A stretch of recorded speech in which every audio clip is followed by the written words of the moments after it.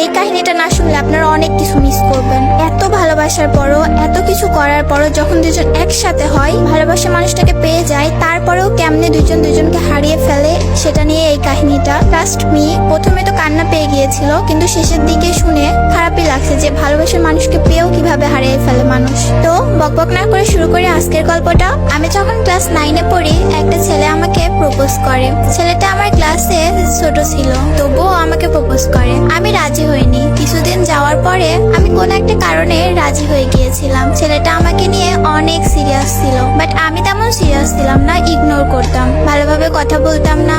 ছেলেটা অনেক কান্না করতো, আমার হাতে পায়েও ধরতো, রীতিমতো আমার জন্য পাগল ছিল। একদিন কথা না বললে সে পাগলের মতো হয়ে যেত। একদিন আমার বাসায় জেনে যায় আমি রিলেশন করি। অনেক বকা খাইছি, আমার ফোনটাও নিয়ে নেয় বাসা থেকে। তারপর সে তার ফোন আমাকে দিয়ে দেয়। সে তার বন্ধুর ফোন দিয়ে আমার সাথে কথা বলতো। আমি আবার ধরা পড়ে যাই, সে আবারও আমাকে আরেকটা ফোন দিয়ে দেয়। এভাবে অনেকগুলো ফোন আমাকে সে দিয়েছিল। সে অনেক পাগলামি করতো, আমাকে অনেক ভালোবাসতো, কিন্তু আমার ফ্যামিলি মানবে না। প্রথম প্রথম আম্মু মেনেও নিয়েছিল, কিন্তু আম্মু যখন জানতে পারে ছেলেটা সিগারেট খায়, তখন আমার আম্মু আর মেনে নেয় না। আমার বাসায় বিয়ের জন্য চাপ দেয়, অনেকগুলো বিয়ে ভেঙে দেয় আমি নিজেই। তখন আমার ফ্যামিলি আমাকে বলে, ঠিক আছে তোমাদের বিয়ে দেব, কিন্তু দুইজন কারোর সাথে কথা বলবা না, আগে বড় হও, তখন তোমাদের বিয়ে দিব।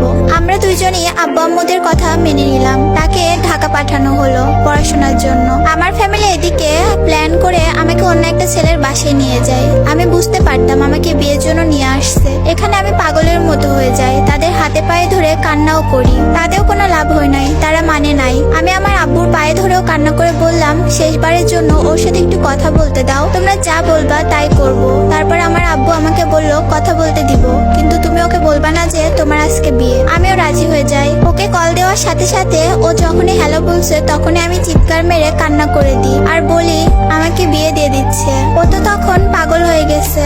রাত বাজে 2টা, কোনো গাড়ি নাই, কেমনে আসবে? ওই পাগলের মতো খালি পায়ে দৌড়ায় দৌড়ায় বাস স্ট্যান্ডে গেছে, কোনো গাড়ি নাই, রাস্তার মধ্যে শুয়ে পড়ে কান্না করছে। আর এখানে আমার কাছ থেকে আমার ফোন নিয়ে নিছে।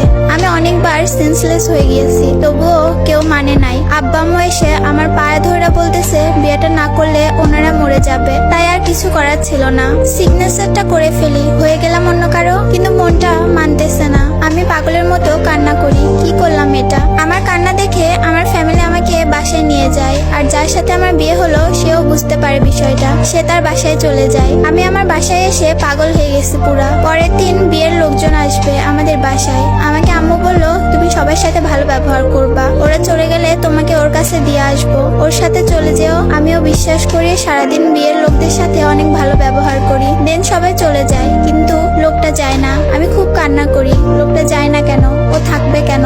লোকটা বলতে আমার হাজবেন্ড। আমি কান্না করতে করতে আম্মুকে গিয়ে বলি, আম্মু তোমরা তো আমাকে বলেছিলে সবাই চলে গেলে তুমি আমাকে যেতে দিবে, তাহলে ওই লোকটা যায় না কেন? আম্মু আর কথা বলে না। একটু পর দেখি বাসায় কেউ নাই, আমি একা। ওই লোকটা আমাকে একটা রুমে নিয়ে গিয়ে অনেক বোঝায় তাকে মেনে নিতে, ফার্স্ট ভুলে যেতে। আমি কোনোভাবেই তার কথা শুনতেছিলাম না। দেন উনি আমাকে গায়ে হাত তুলে আমাকে অনেক মারে, কিন্তু তাতেও লাভ হয় না। আমি কোনো মতেই রাজি হই না। লোকটা আমার সাথে ফিজিক্যাল রিলেশন করার ট্রাই করে, অনেক চেষ্টা করে, কিন্তু আল্লাহ বাঁচাইছে, পারে নাই সে। আমি নিঃশ্বাস বন্ধ হয়ে যাওয়ার মতো কান্না করেছি ওনার কাছে। দেন আমার মাথায় একটা প্ল্যান আসে।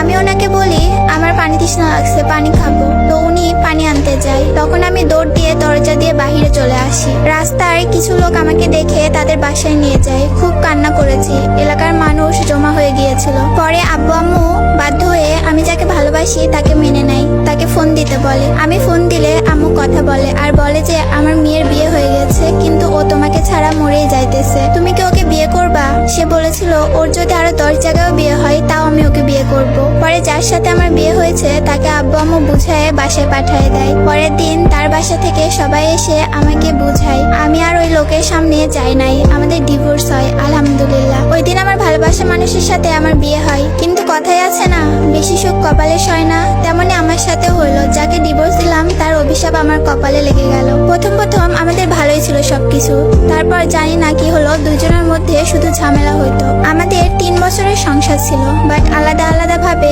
আমি আমার বাসায় ও আমার বাসায় এভাবেই চলতেছিল। মাঝখানে আরো অনেক ঝামেলা হয়, ওইটা আমি প্রকাশ করছি না, কিন্তু ভালোবাসার মানুষ তো, তাও আমার থাকলো না, ডিভোর্স হয়ে গেল। এখন সে বলে আমাকে নাকি এখনো ভালোবাসে, কিন্তু এখন আর কিছু করার নাই, সে রাস্তায় আর আমি আমার রাস্তায়, বাট আজও তাকে সে আগের মতোই ভালোবাসি, কোনোদিন ভুলতে পারবো না তাকে।